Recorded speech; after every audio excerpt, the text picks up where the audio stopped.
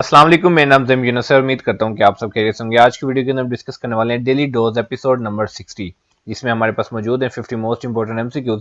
इससे पहले की जो 59 एपिसोड्स हैं वो मेरे चैनल पे एक अलग प्लेलिस्ट में मौजूद हैं, आप वो भी देख सकते हैं। और आज की वीडियो में मौजूद है हमारे पास मोस्ट इंपॉर्टेंट एमसीक्यूज जो कि 50 हैं। और स्टार्ट करते हैं आज की वीडियो क्वेश्चन नंबर 1 के साथ। क्वेश्चन नंबर 1 हमारे पास है Mister Bean Rowan Atkinson belongs to. तो क्वेश्चन के अंदर हमें एक बात जानने को मिली कि मिस्टर बीन का रियल नेम जो है वो क्या है। ये भी आपसे एग्जाम में पूछा जा सकता है कि मिस्टर बीन का जो रियल नेम है वो क्या है। तो रियल नेम हमें पता चल गया क्वेश्चन के अंदर कि रियल नेम है उनका है रोवन एटकिंसन। तो इनका तल्लुक जो है वो कहाँ से है, कहाँ से, कौन सी कंट्री से ये बिलोंग करते हैं। तो हमारे पास डिफरेंट ऑप्शंस हैं, रशिया, लंदन, यूएस, इंग्लैंड। तो इसका आंसर हमारे पास है इंग्लैंड। तो आपने याद रखना है मिस्टर बीन जो कि उनका असल नाम है रोवन एटकिंसन, वो उनका ताल्लुक जो है वो इंग्लैंड से है। नेक्स्ट क्वेश्चन हमारे पास है name of Japan bicameral legislature parliament is. Basically इस क्वेश्चन के अंदर आपने ये बताना है कि जब जापान का जो बाइकैमरल लेजिस्लेचर है या पार्लियामेंट है उसका नाम जो है वो क्या है। हमारे पास डिफरेंट ऑप्शंस हैं, तो इसका आंसर हमारे पास है नेशनल डाइट। या आपसे क्वेश्चन इस तरह से पूछे जा सकते हैं कि नेशनल डाइट जो है वो कौन सी कंट्री के पार्लियामेंट का नाम है। तो अपने याद रखना है कि national diet is the name of the parliament of Japan. Which is the capital of Maldives. Maldives का कैपिटल जो है वो कौन सा है। तो इसका आंसर हमारे पास है मेल। तो आपने याद रखना है कि Male is the capital of Maldives. Topkapi palace is one of the most famous sites in. Topkapi palace जो है वो बहुत ही मशहूर साइट है। ये कहाँ पे है? फ्लोरेंस में है, इस्तंबुल में है, इंग्लैंड में है या अस्ताना में है। तो इसका आंसर हमारे पास है इस्तंबुल। तो आपने याद रखना है कि टॉपकापी पैलेस जो है ये इस्तंबुल में लोकेटेड है। Hadrian's Wall, which extends across northern England, was built on the order of the Roman Emperor Hadrian in। अब इधर से हमें ये एक चीज पता चली कि जो हेड्रियंस वॉल है वो एक्सटेंड करती है अक्रॉस द नॉर्थर्न इंग्लैंड, और ये बिल्ट हुई थी रोमन एम्पायर हेड्रियन जिनका नाम था उनके ऑर्डर पर। कब हुई थी? तो इसका आंसर हमारे पास है 122 CE। तो ये चीज आपने याद रखनी है। इस क्वेश्चन को किसी भी एंगल से पूछा जा सकता है कि हेड्रियन वॉल जो है उसका नाम हेड्रियन वॉल क्यों है, क्योंकि उनके जो बिल्ड करने के ऑर्डर दिए थे वो दिए थे रोमन एम्पायर जिनका नाम हेड्रियन था। तो इस वजह से उनका नाम उसका नाम जो है वो हेड्रियन वॉल है। और ये एक्सटेंड करती है नॉर्थन इंग्लैंड की तरफ, और ये बिल्ड कब हुई थी? 122 CE में। नेक्स्ट क्वेश्चन हमारे पास है the Temple of the Tooth which holds a sacred relic that is said to be tooth of Buddha is in. The Temple of the Tooth है, ये जो है एक जगह है। आपने बताना है कि कहाँ में है। श्रीलंका के अंदर है। एक तो हमें इन्फॉर्मेशन ये मिल गई, दूसरी हमने बताना है कि श्रीलंका में कहाँ पे है। कैंडी में है, जाफना में है, कोलंबो में है, ये गेल में है। तो इसका आंसर हमारे पास है कैंडी, श्रीलंका। तो आपने याद रखना है कि जो टेम्पल ऑफ द टूथ है, जहां पे कहा जाता है कि टूथ है बुद्धा का, जो कि एक सेक्रेड रेलिक है, जगह है, तो ये लोकेटेड है कैंडी, श्रीलंका के अंदर। नेक्स्ट क्वेश्चन हमारे पास है Celebes is the old name of. Celebes जो है किसका पुराना नाम है। तो इसका आंसर हमारे पास है हरारे। तो सेलेस्ब्रे जो है वो हरारे का पुराना नाम है। नेक्स्ट क्वेश्चन हमारे पास है Hispaniola is the old name of. Hispaniola जो है वो किसका पुराना नाम है। तो हमारे पास डिफरेंट ऑप्शंस हैं, ईरान, क्यूबा, फिजी, हैती। तो इसका आंसर हमारे पास है हेती। तो अपने याद रखने के हिस्पैनियोला जो है वो हेती का पुराना नाम है। नेक्स्ट क्वेश्चन हमारे पास है अरमगाने हिजाज वाज रिटन बाय। अरमगाने हिजाज जो है ये किसने लिखी। हमारे पास डिफरेंट ऑप्शंस हैं, इलामा इकबाल, अबुल मदूदी, मीर अमान दहलवी या सर सैयद अहमद खान। तो इसका आंसर हमारे पास है इलामा इकबाल। तो आपने याद रखने के अरमगाने हिजाज जो है वो इलामा इकबाल ने लिखी। नेक्स्ट क्वेश्चन हमारे पास है which book is written by Syed Abul Ala Maududi. आपके पास डिफरेंट ऑप्शंस दी गई हैं, इसमें से आपने बताना कि बुक कौन सी है जो इन्होंने सैयद अबुल अला मदूदी ने लिखी। तो इसका आंसर हमारे पास है पर्दा। विच of the following country is called enclave. कौन सी कंट्री है जिसको इनक्लेव भी कहा जाता है। तो इसका आंसर हमारे पास है सैन मेरिनो। तो सैन मेरिनो को इनक्लेव भी कहा जाता है।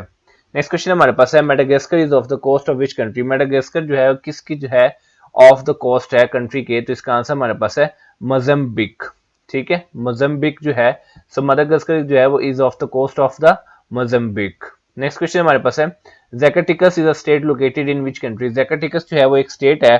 आपने इस क्वेश्चन के अंदर ये बताना है कि ये कौन से मुल्क में लोकेटेड है। तो इसका आंसर हमारे पास है मैक्सिको। सो ज़ैकाटेकस जो है वो मैक्सिको में लोकेटेड है। Which of the following countries is closest in size to Sri Lanka. हमारे पास 4 कंट्रीज के नेम लिखे हुए हैं, कतर, रवांडा, आइसलैंड या लाओस। इसमें से आपने बताना है कि कौन सी ऐसी कंट्री जिसका जो साइज है मैप के अंदर वो श्रीलंका के साइज के इक्वल है। तो इसका आंसर हमारे पास है आइसलैंड। तो आइसलैंड और श्रीलंका का जो साइज है वो तकरीबन तकरीबन इक्वल है। नेक्स्ट क्वेश्चन हमारे पास है how many times the national flag of Afghanistan has been change in last 100 years. पिछले 100 सालों के अंदर अफगानिस्तान का जो नेशनल फ्लैग है, कौमी परचम है, वो कितनी मरतबा चेंज हुआ है? तो इसका आंसर हमारे पास है 18 टाइम्स। तो ये बहुत ही इंपॉर्टेंट क्वेश्चन है, काफी दफा ये क्वेश्चन जो है वो रिपीट हो चुका है। तो आपने याद रखना है कि जो नेशनल फ्लैग ऑफ अफगानिस्तान है वो 100 सालों के अंदर यानी कि एक सेंचुरी के अंदर 18 दफा जो है वो चेंज हो चुका है। नेक्स्ट क्वेश्चन हमारे पास है, who has the longest reign among following. किसका जो है सबसे ज्यादा हुक्मरानी रही है, जो आपके सामने चीजें मेंशन की है उनमें से? तो इसका आंसर हमारे पास है Angela Merkel. So Angela Merkel has the longest reign among following. Next question हमारे पास है, Maya beach is located in which country. अब आपने इस वीडियो के अंदर ये बताना है, सॉरी इस क्वेश्चन के अंदर आपने ये बताना है कि माया बीच जो है वो कौन से मुल्क में लोकेटेड है। तो इसका आंसर हमारे पास है थाईलैंड। सो माया बीच जो है ये थाईलैंड में लोकेटेड है। नेक्स्ट क्वेश्चन हमारे पास है, the longest primate animal in the world. दुनिया के अंदर लॉन्गेस्ट प्राइमेट एनिमल जो है वो कौन सा है? तो इसका आंसर हमारे पास है gorilla. So gorilla is the longest primate animal in the world. Next question हमारे पास है, the new name of Facebook. Facebook का जो नया नाम है वो क्या है? तो इसका आंसर हमारे पास है मेटा। तो ये चीज आपने याद रखनी है कि जो मेटा जो है वो फेसबुक का न्यू नेम है। The total area of the earth is how many times greater than the area of the United states. तो यूनाइटेड स्टेट्स है तो और अर्थ जो है उसका टोटल एरिया जो है वो यूनाइटेड स्टेट्स के एरिया से कितना बड़ा है? तो इसका आंसर हमारे पास है 52 टाइम्स। तो अर्थ की अगर हम बात करें और यूएस की बात करें तो अगर 52 यूएस हो तो एक अर्थ बनती है, यानी कि टोटल एरिया जो है वो 52 टाइम्स ग्रेटर है than the area of the US. Next question हमारे पास है, which of the following countries is an archipelago located in the Indian Ocean. कौन सी कंट्री जो कि आर्किपेलागो है और इंडियन ओशन में लोकेटेड है? तो इसका आंसर हमारे पास है मालदीव्स। सो मालदीव्स जो है वो एक आर्किपेलागो है जो कि इंडियन ओशन में लोकेटेड है। नेक्स्ट क्वेश्चन हमारे पास है, degrees on a map are divided into 60 equal parts. जो डिग्रीज होती है मैप के ऊपर वो इक्वल पार्ट्स में 60 इक्वल पार्ट्स में डिवाइडेड होती हैं। इन पार्ट्स को क्या कहा जाता है? तो इसका आंसर हमारे पास है मिनट्स। नेक्स्ट क्वेश्चन हमारे पास है, the president of USA asked British government to divide India into two parts namely Muslim India and Hindu India. कौन से प्रेसिडेंट थे यूनाइटेड स्टेट्स ऑफ अमेरिका के जिन्होंने ये कहा था ब्रिटिश गवर्नमेंट को कि वो इंडिया को दो पार्ट्स के अंदर डिवाइड कर दें, एक पार्ट होगा मुस्लिम इंडिया और एक होगा हिंदू इंडिया। तो वो कौन से प्रेसिडेंट थे यूएसए के? तो इसका आंसर हमारे पास है एफडी रोजवेल्ट। एफडी रोजवेल्ट वो प्रेसिडेंट थे यूएसए जिन्होंने ब्रिटिश गवर्नमेंट को ये कहा था कि वो इंडिया को दो हिस्सों में डिवाइड कर दे, एक हिस्सा होगा मुस्लिम इंडिया और एक हिस्सा होगा हिंदू इंडिया। नेक्स्ट क्वेश्चन हमारे पास है, who was the first woman to run for president of the United States. कौन सी पहली खातून है जो कि यूनाइटेड स्टेट्स के लिए उन्होंने यानी कि जो सबसे पहले जो है वो यूनाइटेड स्टेट्स की पहली खातून जो है वो प्रेसिडेंट बनी? तो इसका आंसर हमारे पास है Victoria Woodhull. So Victoria Woodhull was the first woman for the president of United States. Next question हमारे पास है, डिसअपॉइंटमेंट आइलैंड। एक आइलैंड का नाम है डिसअपॉइंटमेंट आइलैंड। तो आपने ये बताना कि ये कौन सी कंट्री में लोकेटेड है? तो इसका आंसर हमारे पास है न्यूजीलैंड। तो आपने याद रखना कि डिसअपॉइंटमेंट आइलैंड जो है ये न्यूजीलैंड में लोकेटेड है। Whose face was first uploaded in Facebook। कौन सा फेस है जो सबसे पहले फेसबुक के ऊपर अपलोड हुआ था? तो इसका आंसर हमारे पास है अल पसीनो। So Al Pacino face was the first uploaded on the Facebook. Cape Agulhas is where the two oceans meet.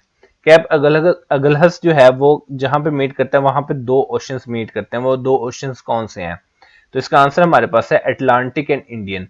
तो ये चीज आपने याद रखनी है कि Cape Agulhas is where the two oceans and the two oceans are Atlantic and Indian ocean.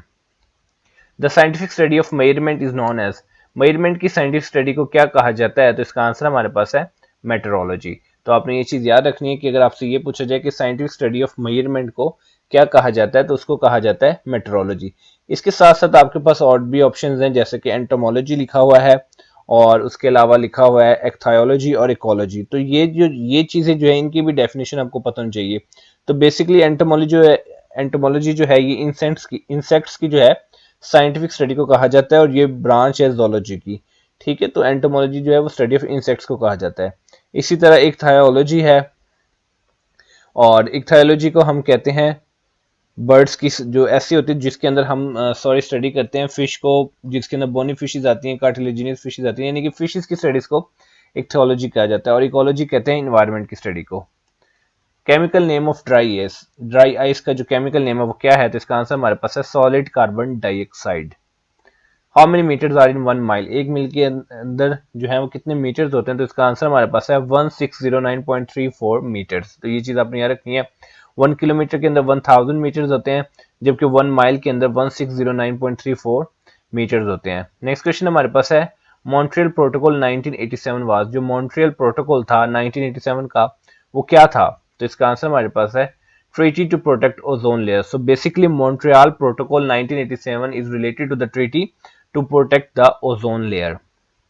Dissolve oxygen in water should be, dissolve oxygen जो है वो पानी में कितनी होनी चाहिए?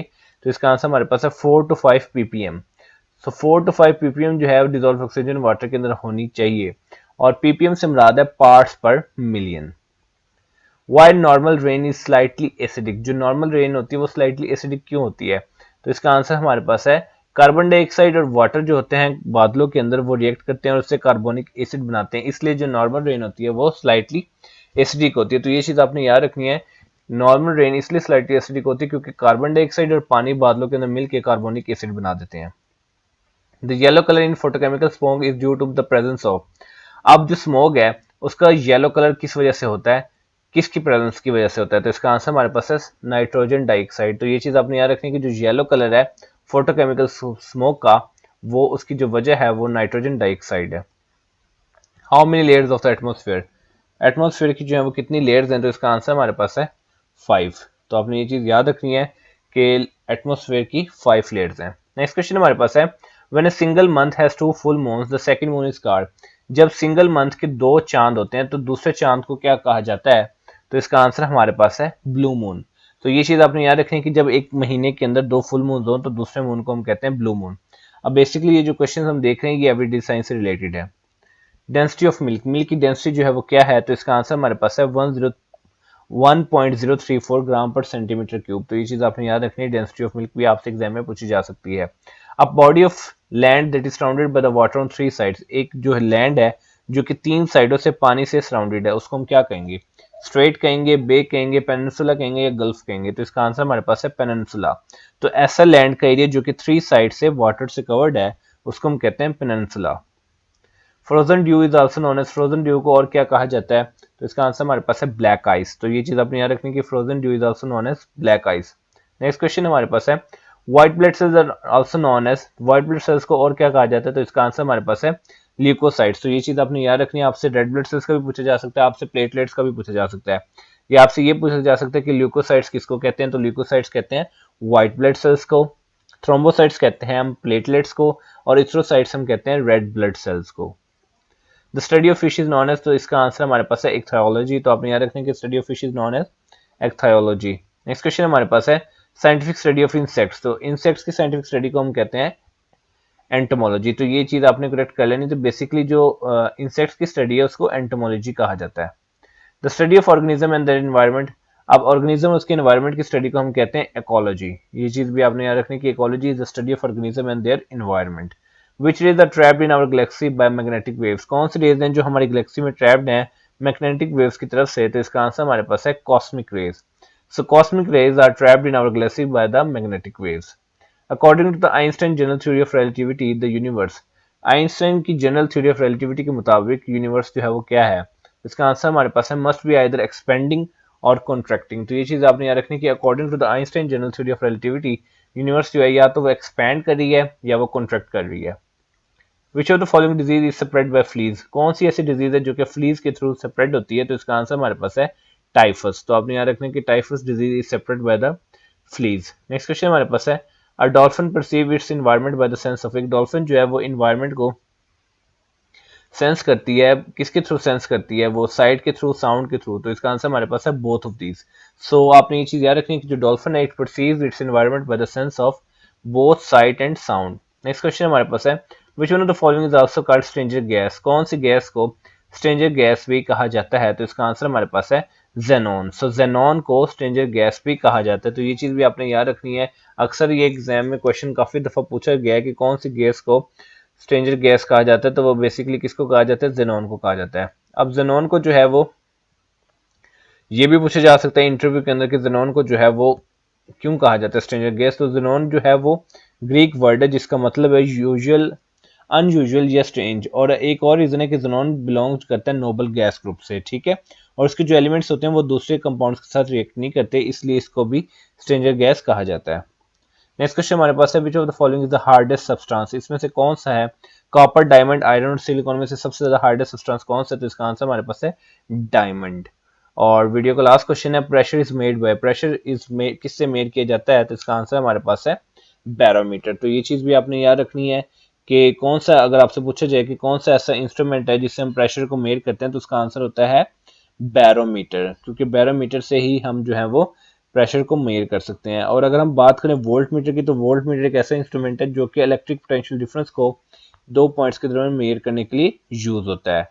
ठीक है, लैक्टोमीटर जो है वो लैक्टोज की लैक्टोज की क्वांटिटी को मिल्क में, यानी कि वो एक ऐसा मेजरमेंट है जो कि मिल्क की क्लीननेस को चेक करता है। ये बेसिकली जो उसके अंदर लैक्टिक एसिड है, ये लैक्टोमीटर जो है वो बेसिकली आप समझ लें कि मिल्क की क्वालिटी को मेजर करने के लिए एक बहुत ही इंपॉर्टेंट टेस्ट है। उसके अलावा हमारे पास एक एम मीटर है। आपसे ये भी पूछा जा सकता है कि एम मीटर जो है वो किस लिए यूज होता है? तो एम मीटर बेसिकली करंट को एक सर्किट के अंदर मेजर करने के लिए यूज होता है। तो ये थी आज की वीडियो जिसके अंदर हमने 50 मोस्ट इंपोर्टेंट एमसीक्यूज को डिस्कस किया। उम्मीद करता हूँ कि वीडियो आपके लिए बहुत ही ज्यादा इन्फॉर्मेटिव और यूजफुल साबित होगी। तो मिलते हैं इंशाल्लाह अपनी नेक्स्ट वीडियो में, तब तक अपना बहुत ज्यादा ख्याल रखिए। वस्सलाम।